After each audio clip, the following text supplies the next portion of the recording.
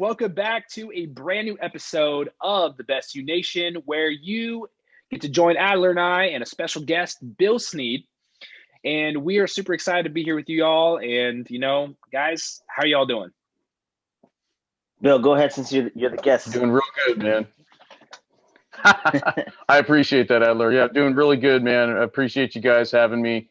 This is really exciting for me because it's my first podcast. I do have a YouTube channel, but it's my first podcast. So it's similar, but different at the same time. So we'll make it rock and roll, baby. It's all good. Hey, thank you. Thank you for actually agreeing to join us and just being here, man. We do appreciate your time.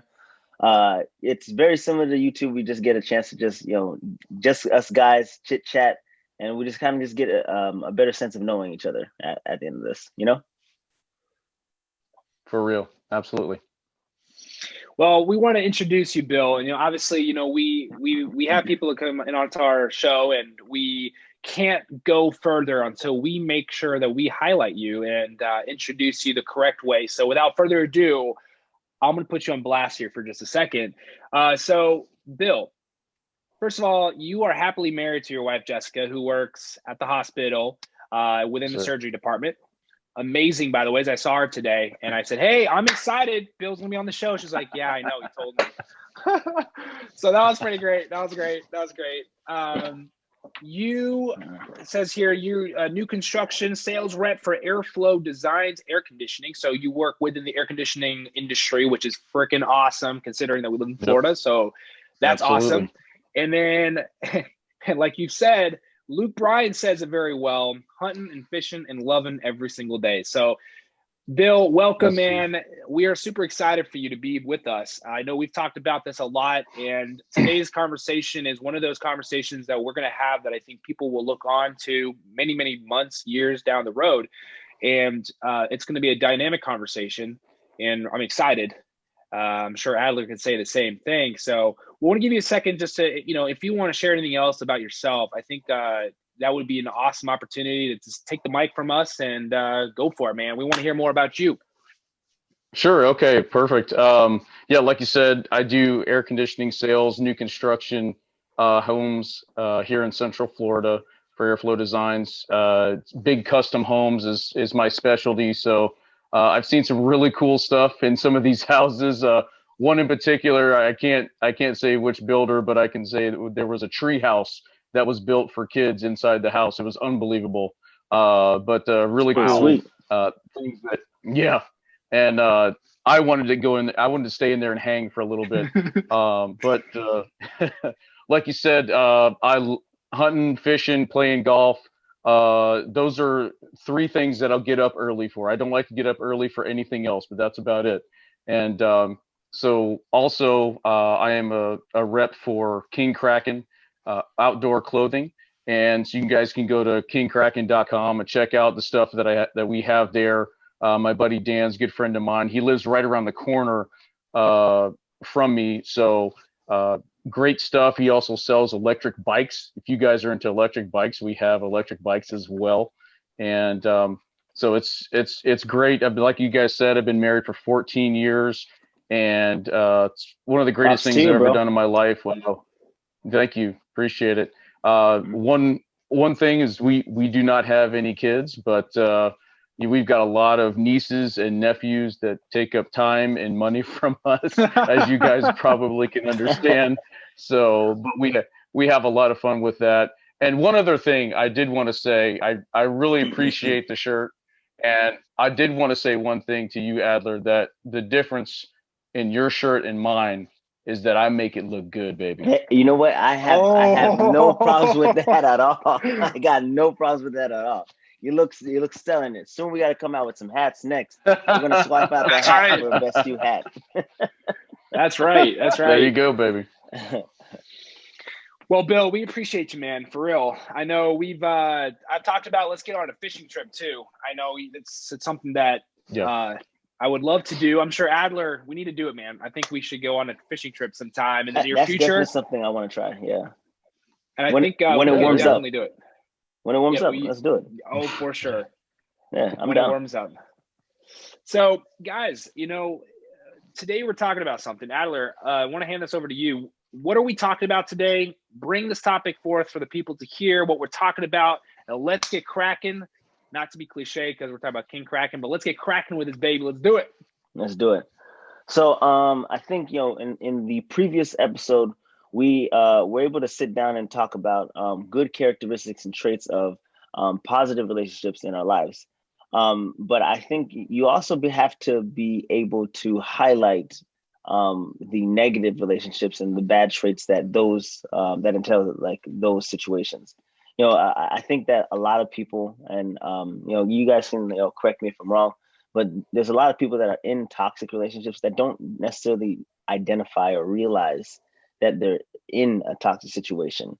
But from the outside looking in, it's like, wait, that's toxic. That's terrible. You need to, you need to get out like yesterday. But I think that today just kind of will illuminate, or at least allow some people who are in those type of situations to kind of just see and recognize that they ultimately they deserve better. And I think that's the most important thing. And that can go from a romantic relationship to even like a relationship with your siblings, your mom, your dad, friends. Regardless, there's different types of relationships, and you can identify them there's certain characteristics, and we're going to go into them today. Finn, do you want to start off with one? Just name one, not all of them. Just name one trait that is part of like a negative toxic relationship. Yeah, absolutely, man. I appreciate that. I think one of the biggest things that I've seen myself, and I see a lot of my other friends, and you guys probably can, tag on to this and agree, is a degree of burnout. There's a burnout in a lot of these toxic relationships, and that's a really very popular characteristic or quality that happens a lot in relationships that tend to go downhill. There's a burnout. There's this low motivation to proceed. You find yourself avoiding those people, or you find yourself with a letdown or absolutely no growth. So I've seen that in myself personally in a dating relationship. I've also seen that with friends myself personally, where I just feel like I burn out. I just feel like, I'm just tiring out from this relationship, and I really don't feel like I'm moving anywhere. So that's one that really sticks out to me the most. What about you, Bill? Yeah, I was just going to say, being married for 14 years, you definitely, there's that burnout phase. When you first get married, you're about everything, do everything together, let's go hang out, hang out with our friends and this and that. But sometimes, you get into a rut, and I do that myself as a guy. I think we do that more than women do, is, we come home, we go, hang out, chill out for a minute, to relax from the day, and get something to eat. You may eat together, and then, somebody may go into another room, watch TV, watch something, and I'll go into the back porch and watch sports. I'm a big sports fan as well. So it does get to kind of it's not really a burnout phase, but you get kind of in your own little rut, and it can pile up and turn on you, and you'll get some backlash obviously from the other side, either or, hey, you need to spend some time with me. And sometimes that'll hurt the relationship a little bit, but you find that happy medium to where you intersect and come back together, so that way you can enjoy each other again. That's perfect. Like just out of curiosity, like what type of things what type of things do you guys like to do, just to hang out, just to enjoy each other's company? I don't mind going shopping with her, things like that. So that's one good thing. Take notes, guys. But, all our men. Prepare your wallets. I'm not a great example, but don't downplay yourself, man. You're great. She enjoys watching sports with me as well. Like this last weekend for the Bucks game, we went out with some friends, and she was more excited, that when we were out and together than if we were just home and together. So sometimes the dynamic goes, you kind of click a little bit more when you're out somewhere possibly than just at the house, because you're always at the house a lot of times. Yeah. So, when we go out and do stuff, even with friends, because we've got a lot of different sectors of friends, if you want to call it that. We've got people over here, people over there. So we're very busy. I will admit that we're always on the go, but at the same time, you got to make that time. But we like to go to like St. Augustine. We go see her grandma every year. Her grandparents up in North Carolina. Love it up there. That's to me, that's God's country up there. So up in the mountains. So, having that time together, even if you just take a little road trip, we've gone on just drove out to the beach, the West Coast or the East Coast, just one day, a Saturday, and come back, and just, enjoy each other hanging out. Spontaneous. I like that. That's good. Yes. One of the characteristics or traits that I find that like in negatives, or not negative, but toxic relationships, right?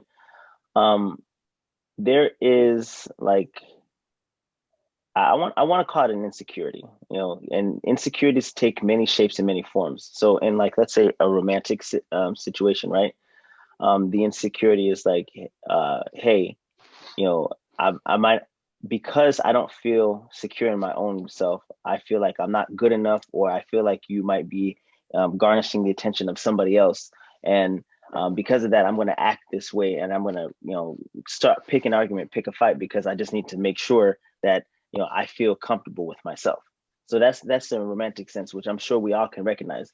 But now in the friendship sense, it's kind of a little bit hard. And I'm sure that you people that are in these type of situations, or you might even be in a situation like this yourself, where like you have like maybe a long time friend or old friend from like way, way, way back.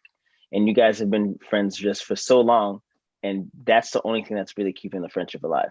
But like you guys secretly have like this like ongoing competition with whose life is better. And well, I got this, and well, I did this, and I was the first one who was Social able to, media, baby.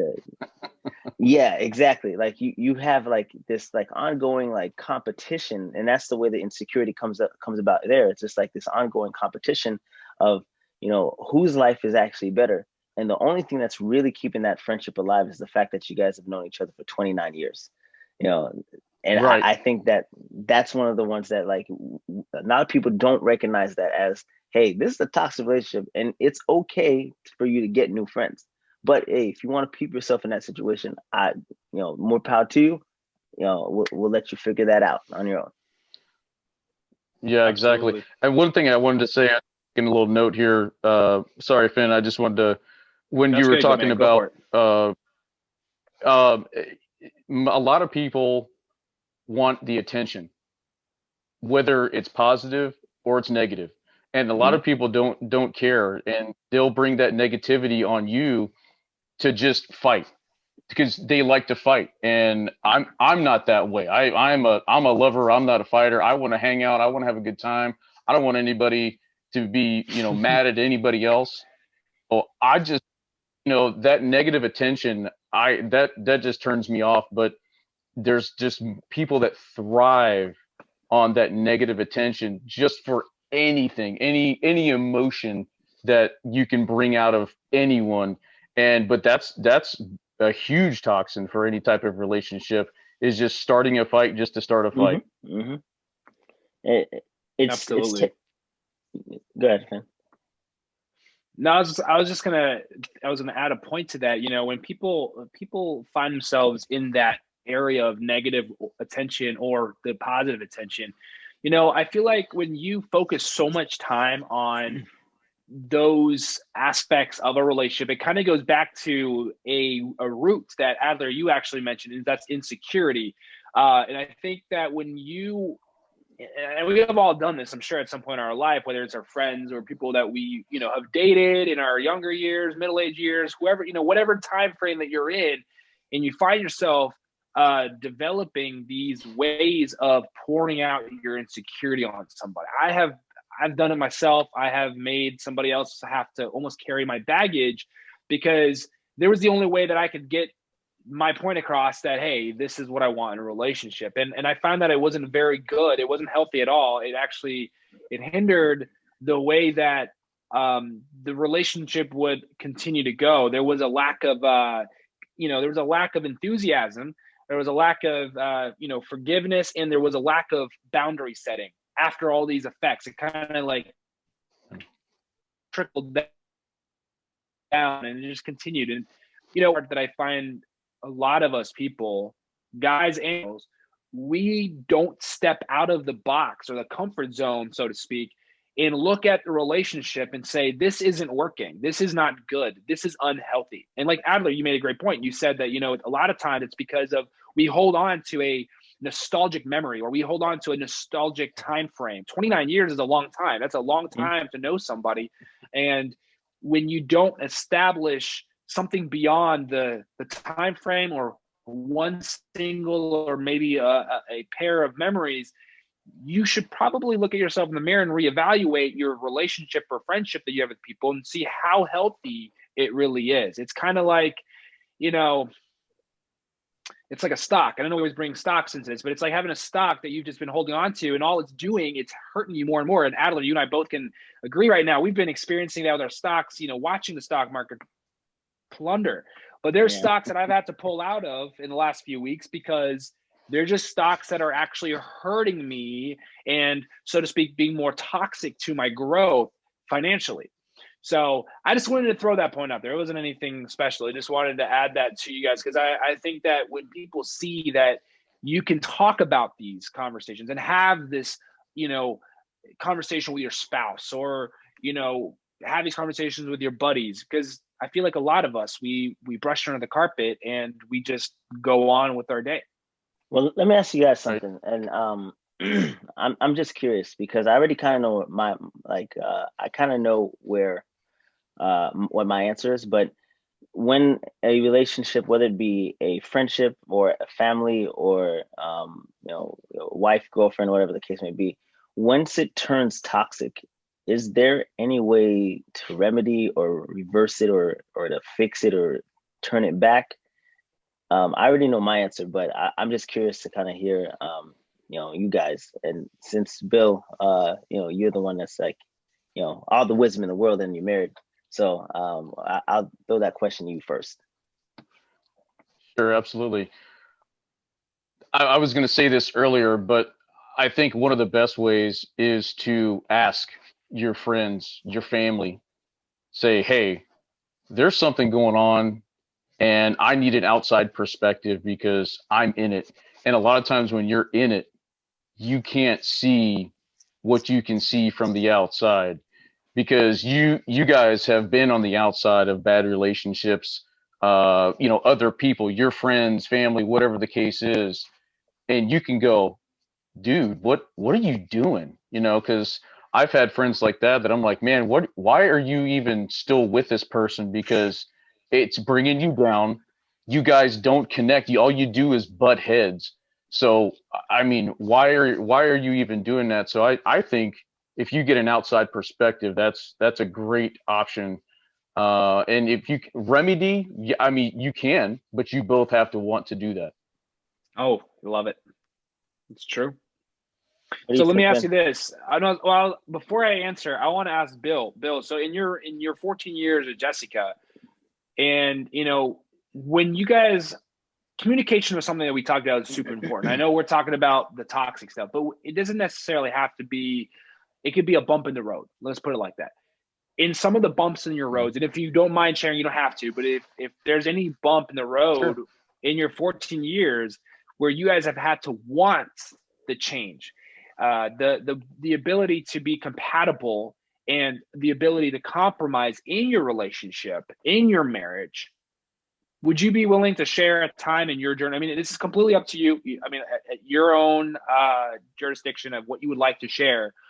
Is there anything, before I share my opinion or my answer to Adler's question, I would just be curious, because I think there's a lot of people out there who are married and may need to know, hey, this is something that I'm going through.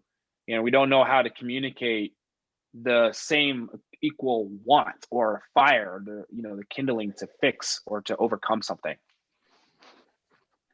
Right. And the big word there that you keep saying is communication. And we still work on that to this day. And there was a time in our relationship where the communication was not there. And so you have to keep that open line of communication, be honest, whether it's a negative honesty or a good honesty. You have to keep that relationship of communication open. And that's besides money. Money, I would say money's number one and communication number two in any relationship, especially a marriage, I should say. That is a huge, that's probably the two biggest things. Faith, family, and all of that too. But when it's just the two people coming together, money's going to be one, especially if you're married. But if you're just like you guys dating, communication and keeping that open line, hey, I didn't like what you did here. Hey, I had fun when we went over here. It's not all negative. It has to, you have to have that balance, like you guys are talking about. You got to have a balance of positive and negative. And when you have too much of the negative, that's where that toxicity,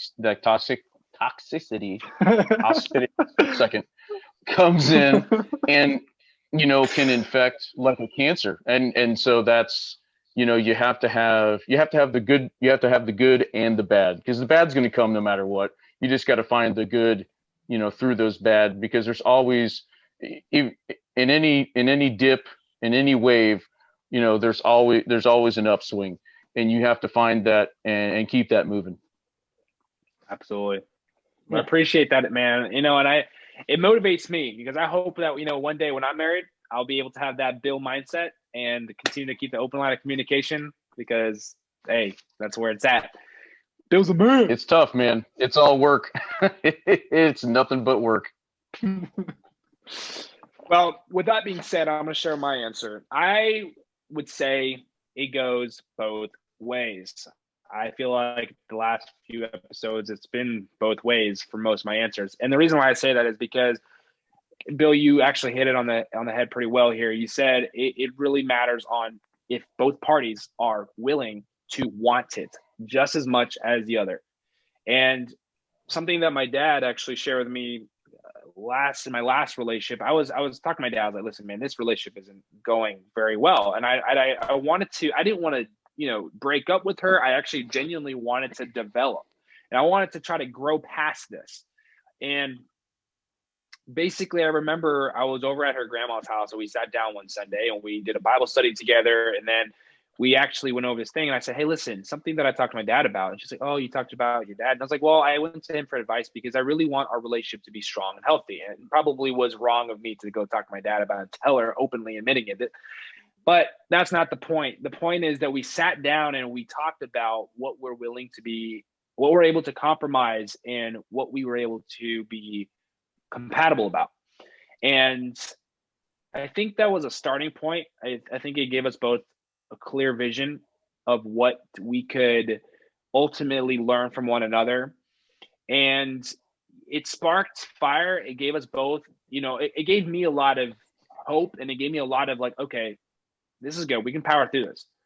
But I still felt like she didn't want to put, like you said, that work in. Now, we weren't even married. We weren't engaged or anything. This is just dating. This was simply just dating. And I felt like, when you start to work harder than the other person, that's when you start to feel like maybe you can't rekindle that flame that you're talking about, Adler.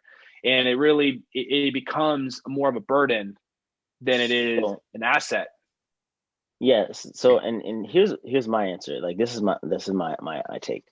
I think that once it, like, what you guys said, like, go to the person to talk, that has to be before you guys get to the toxic place. Because I think that once you're in a toxic place, it's kind of like dead tissue or necrotic skin, right? Once the circulation's not there anymore, it's done. It's finished. You either gotta cut it, or the rest of the body suffers. So I think that if you ask, like, along the way to getting to toxic, it's very important to communicate and try to, see the want to from both sides. It's key. But I think that once you ultimately turn into this yelling, whatever, you're not going to see the other person's perspective. You're not going to come in with a level of understanding. And another characteristic of a toxic relationship is the lack of support. So like it's going to feel like there's a lack of support, and it's going to feel like, hey, I'm putting more effort than you are. I'm putting more effort than you are. I did this, and and then it becomes like this scoreboard thing, and it's going back and forth. And this is not in just a relationship. This is just like, I can even pick a time where I had a family member of mine. Obviously, we were able to remedy it before it turned toxic, but it was getting to a point where it was going to turn toxic, where we weren't talking to each other. We'd be in like the same family functions and just pretend like the other person didn't exist. And it got to a point where, one of us had to break down and say, hey, look, I'm sorry. And, if I'm not mistaken, she was the bigger person, and she was like, look, I'm sorry. And I was like, hey, you know what? You have every right to be upset. I shouldn't have said this. I shouldn't have done this. And you come in with a certain level of understanding. And when you come in with that, you can almost remedy any situation. Like coming with a level of just understanding, support, and just hearing each other out. Even if you don't necessarily agree with what the person has to say, at least, validating their feelings, and it's kind of figuring out a way to a game plan just to, remedy things for the next time. And I'm happy to say that things fixed themselves out with the two of us, and we've never had any issues ever since then. So I wanted to bring something up too, guys. I just wrote a note down as y'all were talking. Finn, you said something about going and talking to somebody, and you told the person that you talked to your dad. I think is basically what you were saying. I spoke to my girl. Want people to understand. This is my girlfriend. I talked to my ex-girlfriend. I had told my ex-girlfriend, I had told her, hey, I talked to my dad about this. My dad is my role model. My dad's my hero. So I look up to my dad, and I hope that people do. And so I've talked to my dad about this relationship. It was one of my most serious relationships I've ever had. So I really wanted to make sure that if I'm going to make certain moves, I'm going to do it correctly from the man's perspective, at least. But go ahead, Bill. Sorry about that. No, that's fine. And I just want everybody this point to be made that don't be afraid to go and ask for advice. And that's what you have to do. I've done that many a times in my life. The best leaders surround themselves with people who are smarter than they are, and they ask their advice. And I have to kind of do that at work. When I first got into the AC business, I'll be very frank with you, I knew nothing about air conditioning. This was one of the first sales jobs I ever had where I literally didn't start out in the field and do everything and then come back in. So circling back around is I had to surround myself with people and get information from over here, over there, ask my boss many questions, go out in the field to figure out how all this is. And now I have enough information in my head to be able to make a competent decision to tell a multi-million-dollar builder that's building a multi-million-dollar home what he needs to put into his house. So don't be afraid to ask on a relationship. That's more important than the air conditioning in the house. I shouldn't say that out loud, but your relationship with anyone, your friends, your family, your wife, your girlfriend, your boyfriend, doesn't matter. That is, you need to have that advice from people that have been there and done that, and that are on the outside looking in, because you can see a lot more on the outside than you can see from the inside, especially when you're swimming around in that muck and mire, unfortunately. I think you're right, Bill. Like seeking counsel or seeking advisement, that's not a sign of weakness or whatever. Obviously, No. in that specific like scenario, there's certain things you kind of have to keep in house between the two people, and I definitely agree with that. But I don't see if there's like something that is like, let's say it's troubling you, and it's like, all right, hey, I need to improve this. How do I improve this? I can't find the answers from within here. I need to seek counsel from somebody who's either been through it or who is wiser than we are. And I think that parents are an excellent resource because they've already lived through 90% of the stuff that you've lived through. So it makes absolute perfect sense to just, seek that counsel from somebody that you trust and somebody that has actually gone through it before. So I don't think in that situation, whether she got mad or not, I don't think that was a wrong choice. I think that seeking counsel can improve relationships, and that can also highlight or illuminate, areas that you're lacking. So I don't see anything wrong with it. And if you're put in that situation again, by any means, seek counsel. Absolutely. Oh, Hey, I yeah, got a question. absolutely. So I don't know who wants to answer this question, but I think this is one that is relative to a generation that is coming up, and also a lot of people, millennials or whatever you want to call them, Gen X, Gen Z, whatever you want to call them. Yeah, Gen X. Yeah. But do you feel like, and this is just an honest question, and I know a lot of people may not like it, but here I go. Do you feel like social media has an impact negatively on how relationships are progressing or how they are developed? Do you feel like social media, and I know this is a very out of the ballpark question, but I feel like I have my own opinion. I will share mine just like Adler did at the end, but how do you guys feel about social media and how relationships are forming, how they're regulated, how they are censored? Not to be cliche, but hey, how, do you feel like it has an impact on a lot of these newer, I don't really have, I guess, new generation relationships? Do you guys feel like I think that? it's Generation Y mainly. Those are like the ones between like Whatever, 2000. generation alphabet. Yeah. I don't even know Yeah. anymore. There's too many fucking letters being used for this generation. Yeah, I think it's more negative than it is positive, because I'm a Gen Xer. I'm 43 years old. I'm proud to say that I'm 43, and I'm good looking for 43 as well. Look at this beautiful face, baby face, baby. Handsome, marvelous. Yes, Marvelous, that's right. marvelous. So with social media, it's more of a look at me, look at me. A lot of people. I have always said this, and I will take it to my grave, that social media is a tool, just like a car is a tool, a hammer is a tool. You have to use it correctly, or else it's going to be toxic. Yeah, I mean it's going to ruin you. And all these kids that are putting basically their whole lives on the internet. I mean, I don't know if even half of them understand that that's there forever and ever and ever and ever. And I think down the road here in the next 10, 15 years, when these kids try to get a job, they're going to be flipping back. Well, this is what you said on Twitter about this. And here's a video of you doing this. What can you explain that? So, I mean, there's a lot of good and there's a lot of bad. And, Finn, you're in your early 20s, and I remember what I used to do in my early 20s, and I would not want to be putting that on social media, but a lot of these kids do.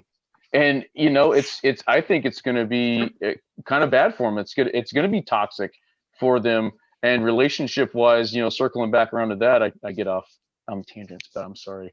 That's okay. They will the relationship thing. I mean, it's a status thing. Like, oh well, I got this, and oh well, my boyfriend's got this, and he's got a bigger truck, or he's got caught a bigger fish, or whatever, blah blah blah. So it's a keeping up with the Joneses kind of thing. It really is. Yeah. So I think the toxicity that mixes a lot of that toxic stuff. Just starts, that cocktail of toxicity is just mixing up with that. Yeah. All right. So for this, and I completely agree with you. I was actually going to take it there, but you kind of stole the words out of my mouth. Phil, why'd you do that? I was just kidding. I'm good at that. Social. Hey, that just means we have brilliant minds. Brilliant minds think alike. Social media is a tool. It's a platform, and at the end of the day, the tool can only be used how the user decides to use it. So if I decide to take a screwdriver and use it as a steak knife, yeah, I'll probably be able to cut the steak, but it's probably going to be really messy. And like, why are you doing that with a screwdriver? Instead of using it for what it's meant to do, is to tighten bolts, screws, things like that. So I think that social media has a positive like feel to it. Like I know myself and Finn, we use both of our social medias, our platforms, and the Best You Nation as a way of impacting and reaching as many people as we possibly can. Because we can impact and reach people that are in our day-to-day face-to-face life, but we can reach and impact way more as long as we're using social media as a tool and avenue in order to connect with other people. And obviously, with the good side of one situation is always the bad side.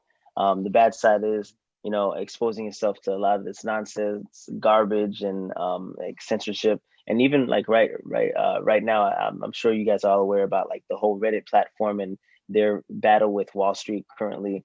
Like, I think, personally, from my own perspective, they're using social media as a good platform, something good, in order to disrupt the way that things have always been.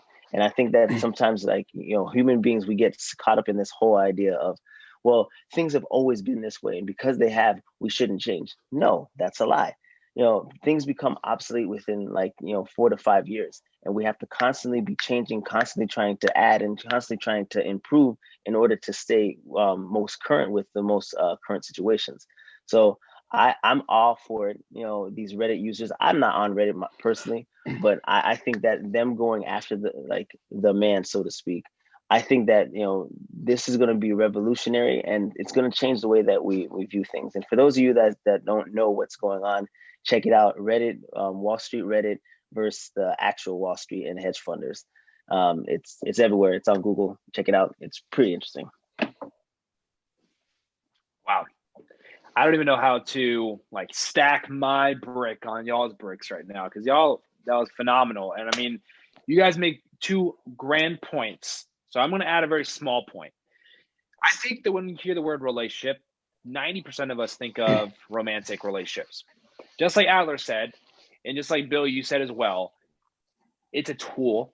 So I'm not going to just repeat the resounding gong, but it is exactly that. And I do think that being somebody who didn't have social media in the younger years of my life, I didn't have social media until I was 18 years old. Like, I didn't establish an Instagram or a Facebook until I was 18 years old, just because my parents were really, really tough. Having an army dad who retired, having that mindset of don't have stuff on Facebook, don't have this on Instagram. He doesn't have social media, doesn't care for it because of the level of security that he has up here, protecting himself for, like what you said, Bill, later down the road, when it's like, oh, all right, you're going to come in for a job interview, but we see that you're doing this on Twitter or Facebook or Instagram. And, you're like, I didn't say that. Well, clearly that was like 10 years ago. Your mind's different. But this is the reality of it. You have a choice. You get to choose what you do. You just don't get to choose the consequence. And I feel like social media has taken a very hindering effect on a lot of young people, and honestly, even on people in their middle ages and even a little bit beyond.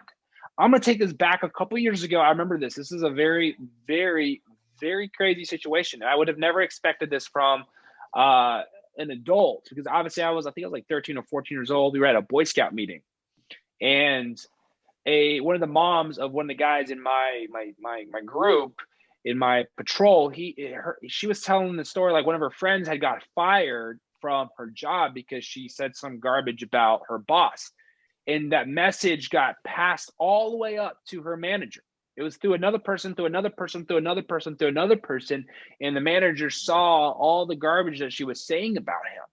And this is a mom, a wife, and a leader in the Boy Scout group. And it's like, you're sharing this, and I remember hearing that. It just goes to show that social media is going to attract you, follow you around, and it really becomes a virtual resume that you are constantly working at. Just like I've said to Adler, the stock market is a growing savings account, so to speak, but can also fall under. So it's a savings account at risk is what I call it.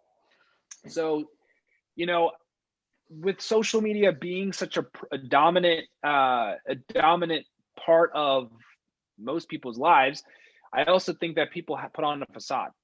And I think that we do a very poor job of faking to the potential lovers that we have in our life, or the potential people that we can meet. We put on this fake look while we call it Facebook, we call it a fake look, and we don't really actually go deeper in, because if everybody started sharing what was actually going on in their life, oh my goodness, it would be a revolution. It would be like everybody would be like, whoa, that person does this. Oh wow, this person's into that. Oh man, I can't believe you. Like, you would see all these people coming out, and that's something we've talked about, is vulnerability. So I think social media, on top of everything that you guys have said, has really, really honestly made dating, made relationships in general, romantically, friendships, professional relationships, workplace relationships, very difficult. And, we want to be able to give people insight and wisdom that you can still change it now, take a step and go back. Like Bill has said, step on the outside and recognize these behaviors. Are they holding you back from potential jobs? Are they keeping you from growing with people? Obviously in the Best You Nation, we're not going to be posting some negative, like, I hate chocolate ice cream. I don't know. I mean, even though I like chocolate ice cream, I know, Bill. But how dare you say something like that? You wouldn't see that on our social media. You're not going to see something where we're going to blast something out of negativity, because why spend the amount of time and energy on negative when you can really take that and put something else on that canvas? That's just my point. I just wanted to throw that out there. I think social media has really become, unfortunately, a huge part of a lot of people's lives, and maybe taking a step back from it once in a while, just giving yourself a chance, like Bill said, spend time together, learn a little bit more about each other. There's endless amounts of time for that. So definitely like to the recap and to close out this episode. Obviously, one of the biggest things that I kind of took from it is what Bill said about like his relationship with his wife. You just find little things to spend time together and just do things just to connect, and that's a huge piece of just life in general. Being able to just connect, whether it's going shopping or going to watch the game, just being able to connect, and realizing that in toxic situations you have these insecurities, and you can't allow these insecurities to plague or to creep into a relationship. Otherwise, things will turn even more toxic. And Finn, you had mentioned what was the one that you mentioned again? Compatibility, compromise, burnout. Yes, you had mentioned like the burnout, the compatibility.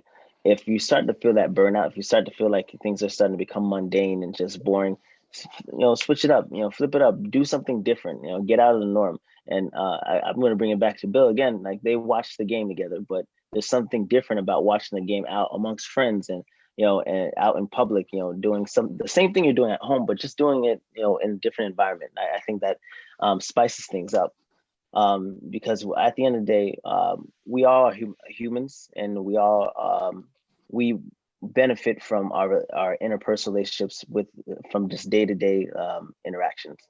And we need those interactions to help us improve as people, help us to improve with like, business, financials, situations, just to help us just to ultimately connect and just to be a part of the world instead of, being present, having a presence in the environment that you're placed in. So thank you guys. Bill, thank you for being here. Thank you for, taking some time out to be with us on the Best You Nation. We appreciate it. Absolutely. And if you guys absolutely, man, it's my pleasure. Do me a solid for Bill, guys. First and foremost, if you haven't done so, obviously you guys can follow us at the Best You Nation. Bill is one of our biggest fans. I mean, I'm talking about like always on there, checking our stuff out, liking our stuff, always giving me tips and tricks here and there. But follow him, follow what he's doing, man. He's out there making an impact himself, and it's at Bill_Sneed, BILL_SNEED. Follow him there. You can get some awesome merchandise at kingkraken.com. If you need a hookup, you got Bill. Look at that, man. We gotta get King Kraken. Yes. Look at the hat. I like it. And also with kingkraken.com, if you use code WILDBILL, you get 10% off of your order. Ooh. Ooh, Wild okay. Bill. Wild Bill. Yes, sir. So I like that. Yeah, we're gonna have to post this where people can have this information. Wild Bill. Wild Bill. There you go. Well, And Bill, also, it's been a pleasure, man. just so everybody knows, I'm on YouTube as well. You can just put my name in, just like my Instagram handle. And so I know that you guys can be, I'll put this up on my channel as well for everybody that's in my circle and in my my subscribers. I know it'll be awesome for them to see, because I've had a good friend of mine, Steve. He's like, because I did speak at my church, my little church that me and my wife got married at. Her grandpa was the pastor there for a very long time. I actually started the church, and I spoke there one time. So that's on my my YouTube channel. That's the very last video. You have to scroll down a good little ways, but go check that out. And yeah, exactly. So, but I appreciate you guys very much. You guys are growing, and I'm proud of you. And don't ever stop, man. Keep it moving. Absolutely. Appreciate it, man. Appreciate you, man. As always, we love you guys. Stay blessed. Have a positive, motivational, and cultivated mind this week. And go out there and be the best you. Bill, thanks for being the best you, man. Thanks for joining us today. Have a wonderful week, guys. You got it, baby. Love it.